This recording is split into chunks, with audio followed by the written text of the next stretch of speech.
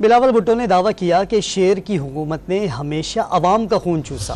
بلوال میں جلسے سے خطاب میں مخالفین پر ایک بار پھر انتخابی منشور نہ دینے کا طنز کیا۔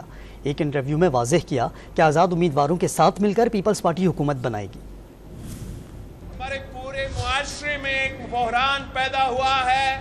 چیئرمین پیپلز پارٹی بلاول بھٹو نے ایک دفعہ پھر اپنی توپوں کا رخ نون لیگ کی طرف کر دیا۔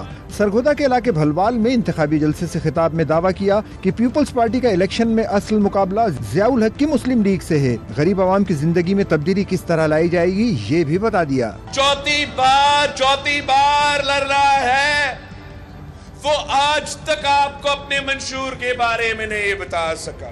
جب شیر کا حکومت بنتا ہے تو عوام کا خون چوسا جاتا ہے۔ جن کا ضرورت ہے، جن کا حق ہے، ان کو 300 یونٹ مفت بجلی دلواؤں گا۔ اس سے قبل غیر ملکی نیوز ایجنسی کو انٹرویو دیتے ہوئے بلاول بھٹو نے نون لیگ اور پی ٹی آئی کو ایک ہی سکے کے دو رخ قرار دیا۔ واضح کیا کہ پہلی بار اتنی بڑی تعداد میں آزاد امیدوار لڑ رہے ہیں۔ پیپلز پارٹی آزاد امیدواروں کے ساتھ مل کر حکومت بنائے گی۔ معمول کی سیاست پر وقت برباد نہیں کیا جا سکتا۔ بلاول بھٹو نے دعویٰ کیا کہ ان کے پاس مفت بجلی فراہم کرنے کا ٹھوس منصوبہ موجود ہے۔